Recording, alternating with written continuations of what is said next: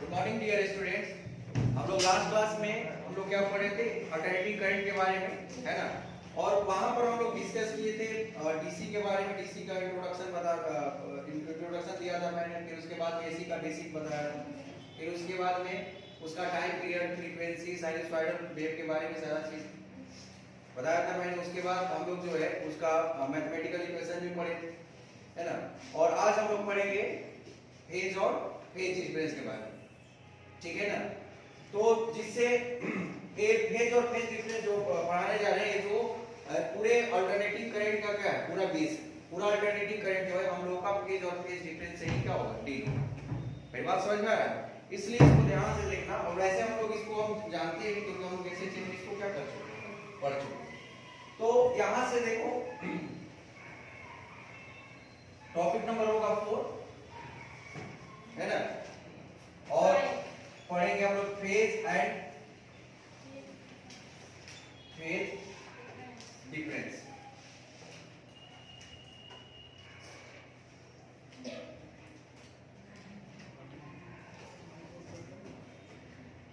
Phase and phase difference, बात में समझ में आ रहा है? Phase and phase difference.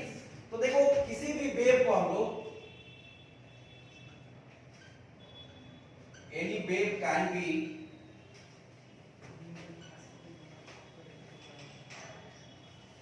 Represented by, मान लेते हैं किसी भी वेव को अगर रिप्रेजेंट करना है तो हम कैसे करते हैं, x equal to x nought sine omega t plus phi.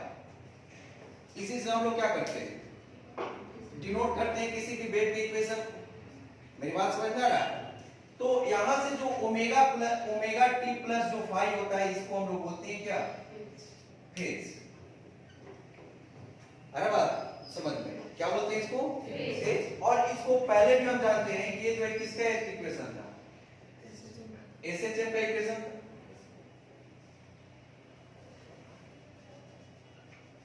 मेरी बात समझ में आ रही है? और एसएचएम हम जानते हैं कि अगर उसका बेसिक सोचिए एसएचएम का, तो यहां पर एक क्या लगाएंगे, एक स्प्रिंग लगाएंगे, है ना। और यहां पर एक क्या करती है, एक ब्लॉक लगा दिए जिसका मास m है।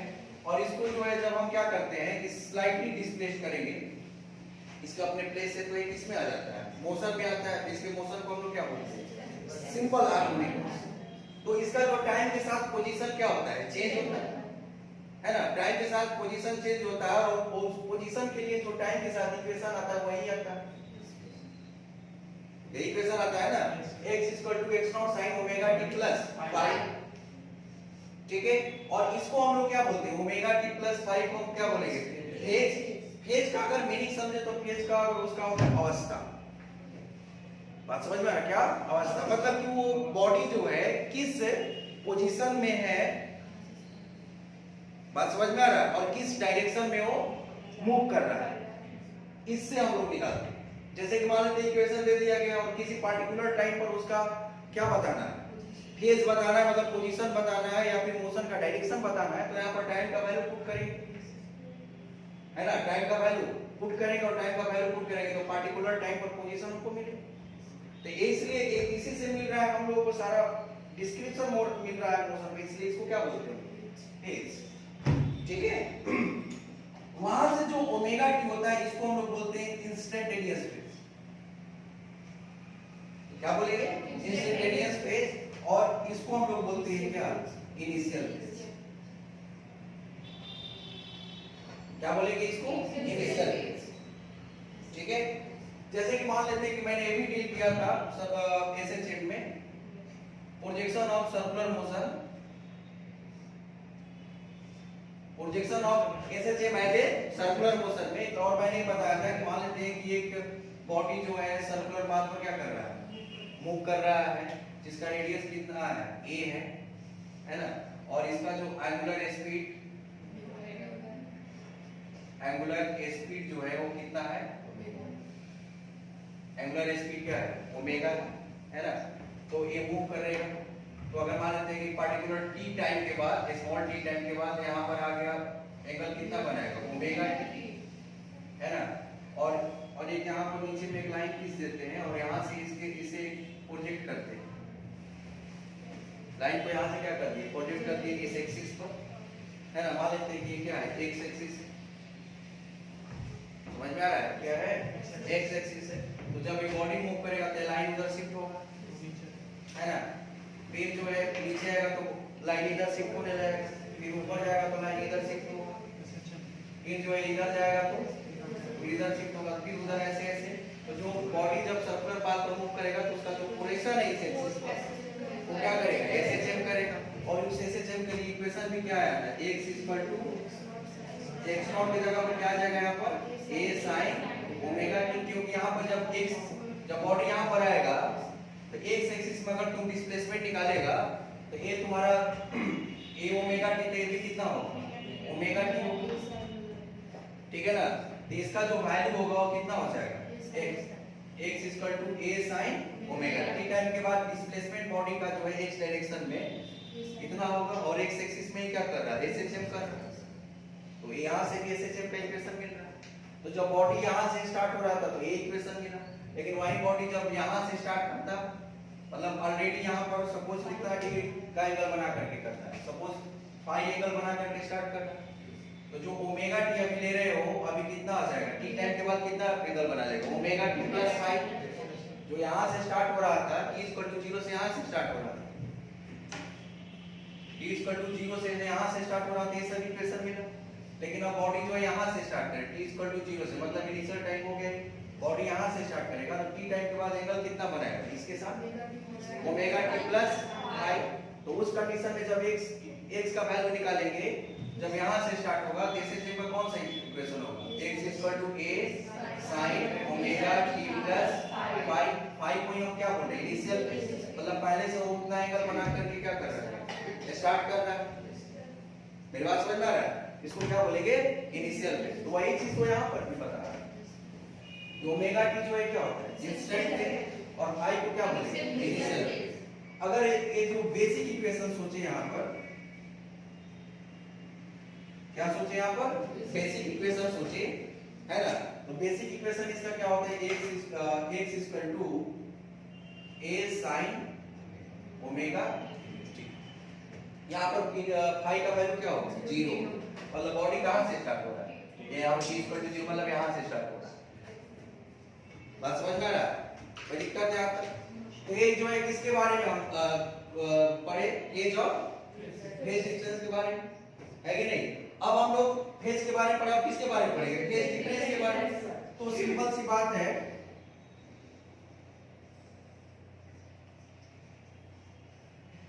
ना, फेज डिफरेंस निकालना है तो डिफरेंस बिटवीन टू फेज, है कि नहीं।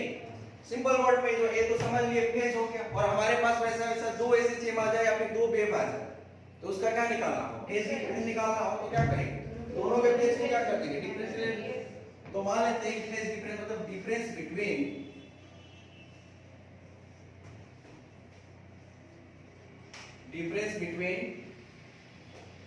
Two phases, difference between two phases, ठीक है। तो देखो जनरली हम लोग अल्टरनेटिंग करेंट, एसएचएम में तो हम लोग दो एसएचएम इक्वेशंस का फेज डिफरेंस निकालते हैं, लेकिन अभी जो है हम क्या पढ़ रहे हैं अल्टरनेटिंग कर। तो यहाँ पर जो हम लोग फेज डिफरेंस निकालेंगे वो किसके बीच में निकालेंगे, वोल्टेज और करंट, वो उसी मतलब वोल्टेज और करंट के बीच में ही हम लोग क्या किसका फेज का या फिर फेज डिफरेंस का क्या करते हैं कंपैरिजन करते हैं। मैंने तो बताया पूरा जो अल्टरनेटिंग करंट होगा उसी से डील होगा। मेरी बात मेरी समझ में आ रही है हम क्या बोलना चाहते हैं। तो जो फेज डिफरेंस लेंगे वो किसके बीच में लेंगे, पोटेंशियल डिफरेंस मतलब ईएमएफ और करंट के बीच। तो मान लेते हैं कि हमारे पास एक सोर्स है जो ईएमएफ प्रोड्यूस कर रहा है, और उस सोर्स से जो ईएमएफ प्रोड्यूस हो रहा है उसका इक्वेशन इस तरीके से E equal to you know sine omega t plus phi सब कुछ, है ना। और I इक्वल टू है I naught sine omega t plus phi. अब हम लोग को क्या निकालना, फेज डिफरेंस निकालना बिटवीन ईएमएफ एंड करंट। तो यहां से अगर फेज डिफरेंस निकालें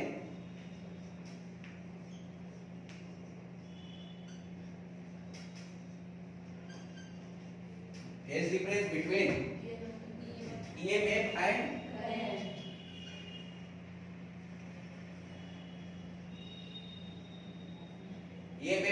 करंट दोनों के बीच में क्या निकालेंगे? फेज डिफरेंस निकालेंगे। तो इसके फेज में से इसके फेज को घटाएंगे, तो यहां से हो जाएगा फेज डिफरेंस को डेल्टा फाई से भी डिनोट करते, और डेल्टा फाई इक्वल टू हो जाएगा omega t plus phi 2 minus omega t plus phi 1, है ना। ओमेगा टी क्या हो जाएगा? कैंसिल हो जाएगा। डेल्टा फाई इक्वल टू कितना हो जाएगा? Phi 2 minus phi 1। ऐसी फेज डिफरेंस निकालेंगे। मेरी बात समझ में आ रहा है? और इसको पहले लिखो, तब उसके बाद में हम लोग एग्जांपल लेकर के इसको करते हैं, है ना। और ये बात समझ में आया ना? जैसे कि यहां से स्टार्ट होगा तो इसका जो परपेंडिकुलर डालेंगे, इस पर प्रोजेक्शन करेंगे एक्स एक्सिस पर, ध्यान से देखना, तो एसएचएम करेगा, उसका इक्वेशन क्या हो जाएगा? x equal to a sin omega t, जो कि बेसिक इक्वेशन होता है एसएचएम का। बात समझ में आ रहा है? लेकिन अगर बॉडी जो है यहां से एसएचएम स्टार्ट नहीं किया, किसी ने पकड़ करके लाया और बोला कि नहीं तुम यहां से स्टार्ट करो, तो यहां से बॉडी को क्या करेगा? रिलीज करेगा। तो बॉडी रिलीज करेगा तो यहाँ इसके साथ कुछ एंगल बना लिया ना। Yes sir. बात समझ में आ रहा है? इसके साथ कुछ एंगल बना लिया, तो अब जो एंगल बनाएगा t टाइम के बाद, तो t टाइम के बाद ओमेगा t यहां बनाएगा, और ऑलरेडी कितना है? फाई है, तो टोटल एंगल कितना हो जाएगा? Omega t plus phi. तो यहां पर जो ओमेगा t आ रहा था अब कितना है? Omega t plus phi. तो इसीलिए इसको क्या बोलते हैं? इनिशियल। समझ में आया ना? तो सारा जो है अभी हम लोग इसी से डील करेंगे। इसको अभी जो है मिटाएंगे नहीं, एज इट इज रखेंगे, लेकिन तुम लोग बगल में भी लिख लेते, ठीक है।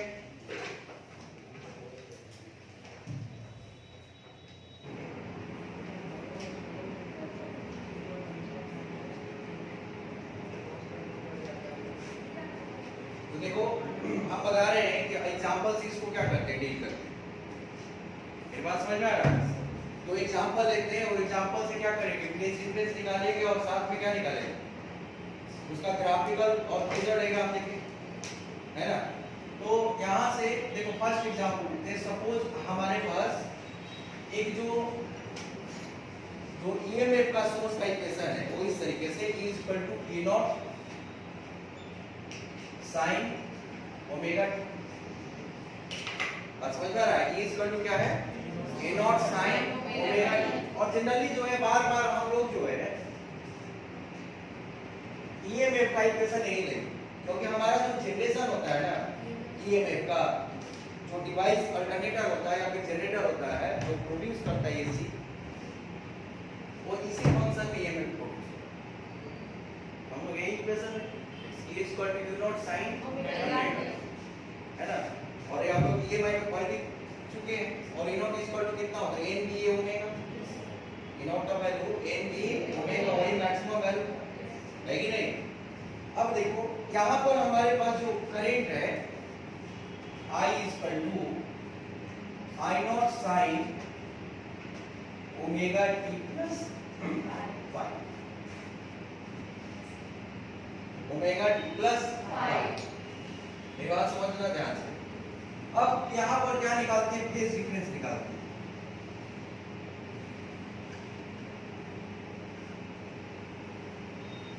फेज डिफरेंस निकालते हैं डेल्टा। जब फेज डिफरेंस निकालेंगे तो इसके फेज में से इसके फेज को क्या करेंगे? माइनस करते हैं। तो यहाँ से देखो omega t minus omega t plus phi, मतलब वोल्टेज के फेज में से करंट के फेज को क्या करते हैं? घटा दिए, तो क्या हो जाएगा? Minus phi. तो वैल्यू कैसा है? नेगेटिव है ना।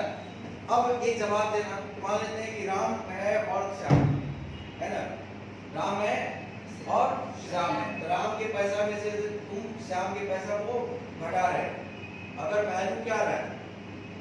पॉजिटिव आ रहा है, इसका मतलब राम के पास पैसा, अगर वैल्यू नेगेटिव आया श्याम के पास जा रहा है, मतलब राम के पास, यहाँ पर फेज डिफरेंस नेगेटिव आया, है बात समझ।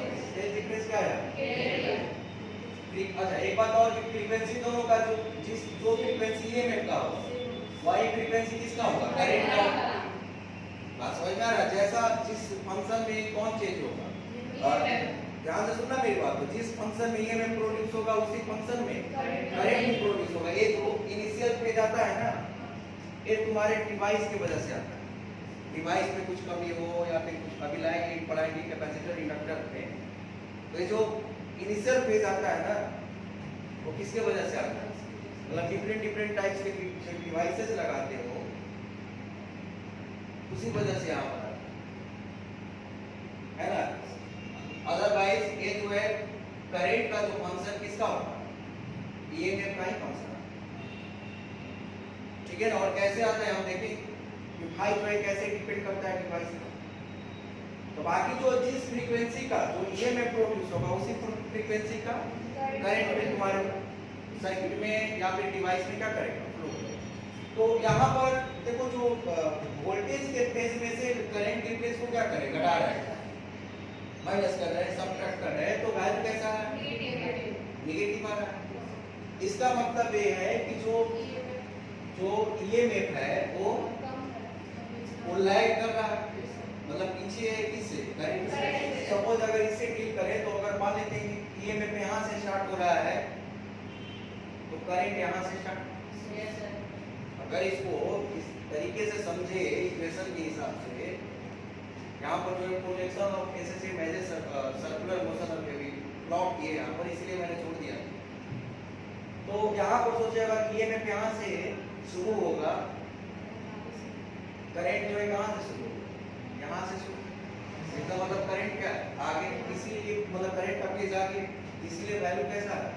नेगेटिव आ रहा है, है कि नहीं? तो अगर हम इसको ध्यान से समझना, ग्राफिकली रिप्रेजेंट करें, है ना, ग्राफिकली अगर इसको रिप्रेजेंट करेंगे तो यहां पर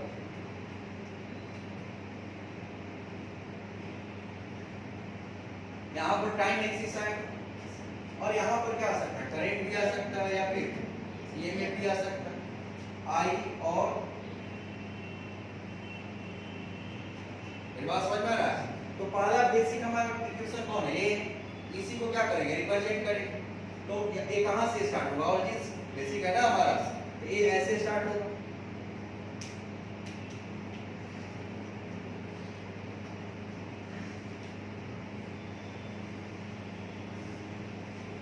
बात मेरी समझ में आ रहा है? ये जो ईएमएफ का ग्राफ प्लॉट करके दे दिया है और यहां पर इसको लिख भी देते हैं, E equal to A naught sin omega, E equal to A naught sin omega t। समझ में आ रहा है? अब यहां से, है ना, अब यहां से तुम क्या कर सकते हो? अब किसको रिप्रेजेंट करना है?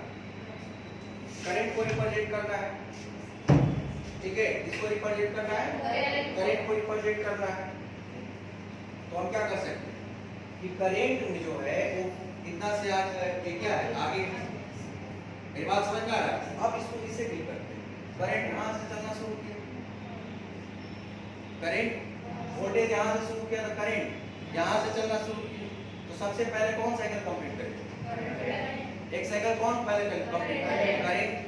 हर बात समझ कितना? अच्छा तुम सोच के बताना कि कितना टाइम पहले साइकिल कंप्लीट करेगा? फाई इक्वल टू कितना?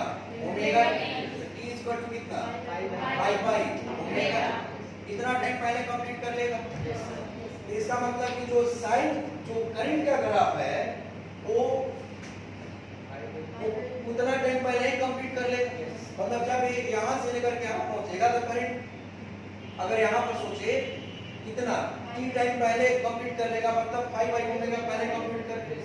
इसका मतलब 5/ओमेगा इधर शिफ्ट हो जाएगा। समझ में आ रहा है कि नहीं आ रहा? तो अगर करंट का अगर हम ग्राफ प्लॉट करें यहाँ पर, है ना, करंट का, तो तुम्हारा ग्राफ ऐसे स्टार्ट है।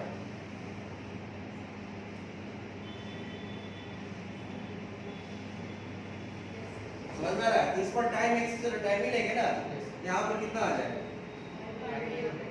5/, इतना टाइम पहले से शुरू करेगा और इतना टाइम पहले, यहाँ पर ये टाइम कितना है?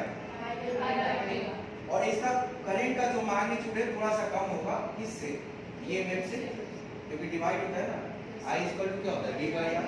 तो ये जो है लिटरली थोड़ा सा इससे क्या होगा, कम होगा एम्पलीट्यूड करंट का। और एक इसका ग्राफ है, I equal to sine omega t plus, ये किसका ग्राफ हो गया, करंट का, और ये तुम्हारा क्या होगा, ईएमएफ का। ठीक है, एक ग्राफिकली रिप्रेजेंट कर दी। एक चीज हमको रिप्रेजेंट करना है, क्या फेजर डायग्राम बनाना है कि नहीं। अब यहाँ पर जो है देखो सिंपल वे में एक फेजर डायग्राम बनाना सिखाता हूँ, ठीक है। तो अगर फेजर डायग्राम यहाँ पर बनाना है,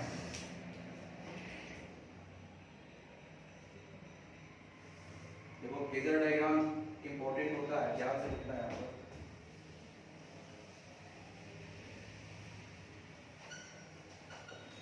फेजर डायग्राम, तो यहाँ पर इसको तो रेफरेंस मान के चल है ना, इसको क्या मान के चल, तो ये जो है तुम्हारा ईएमएफ, इसको मान ली ए नॉट इस डायरेक्शन